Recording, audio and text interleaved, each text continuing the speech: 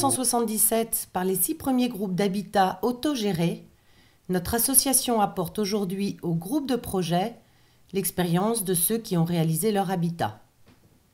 Ma formule, c'est de dire, c'est pas habiter autrement, mais c'est une autre manière d'habiter normalement, pour moi, l'habitat groupé autogéré.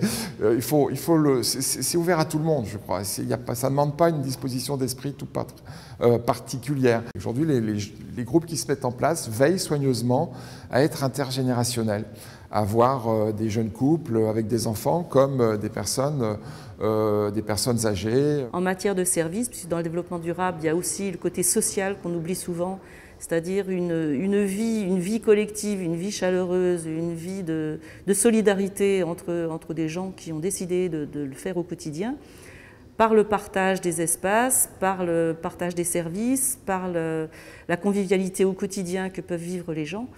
Donc tout ça, effectivement, c'est une réponse excellente aux questions de développement durable et d'économie.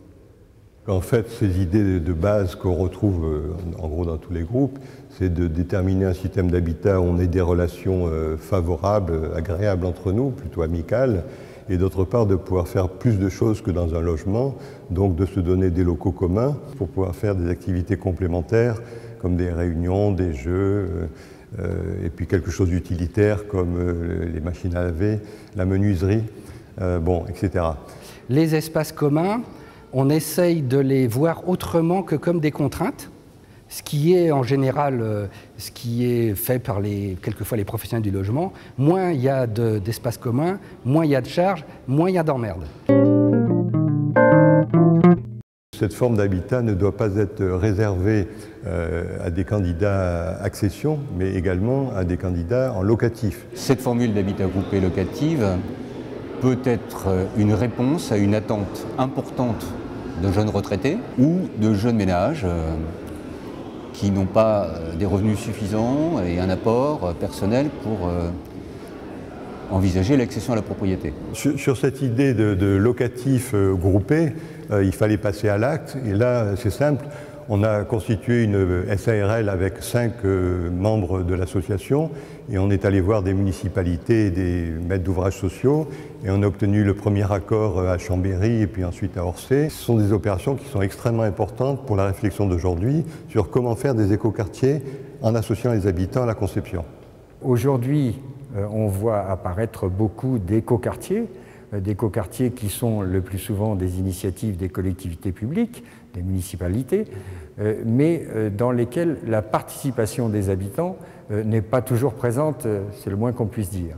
Or pour nous, pour qu'un nouveau quartier soit véritablement un écoquartier, cela passe par le fait que les habitants, les personnes concernées par ce projet soient actives dans l'élaboration et la conception de ce quartier.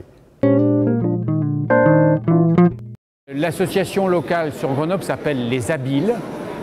Habile voulant dire habitat isérois, libre et solidaire.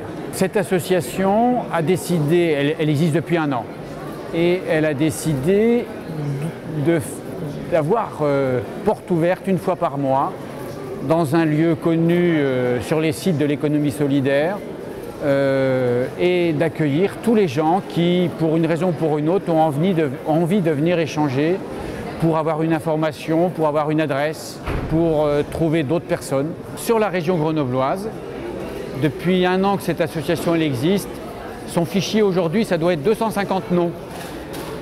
Ça prouve l'intérêt pour ce type de mode d'habiter. À Rennes, Morlaix, Lorient, Nantes, nous faisons en fait un groupement de ressources techniques pour éviter que les groupes soient isolés et pour qu'ils mutualisent entre eux.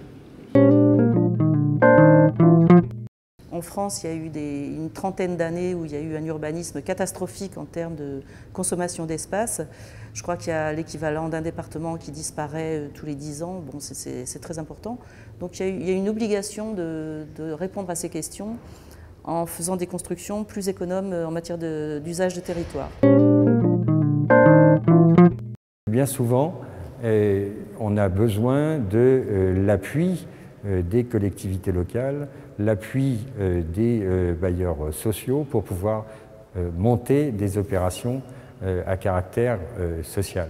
Nous allons évoquer l'opération des Béalières à Mélan dans l'Isère, qui est assez symbolique de la relation entre la collectivité publique, en l'occurrence la mairie, un atelier d'habitants, un atelier public d'habitants représentant les futurs habitants, qui ont contribué à dessiner et à décider de ce nouveau quartier. La municipalité avait décidé de lancer cette ZAC et elle a permis ainsi à un groupe autogéré d'avoir un terrain. Et chaque association a fait un projet pour la ville et lorsqu'elle présentait son projet, elle disait mais qu'est-ce que vous voulez entendre comme musique dans ce quartier?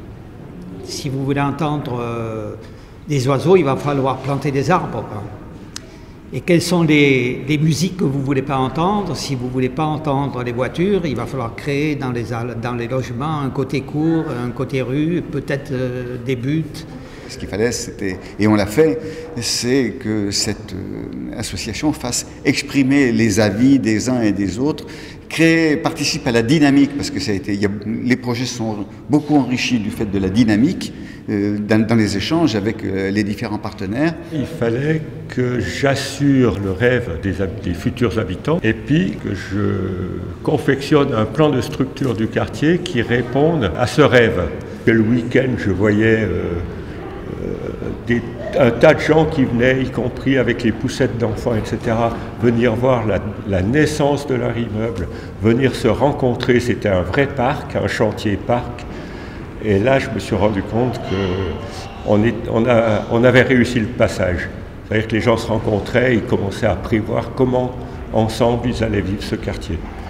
Et c'est peut-être anecdotique, c'est peut-être un tout petit moment, mais c'est vraiment... pour moi, assez fabuleux.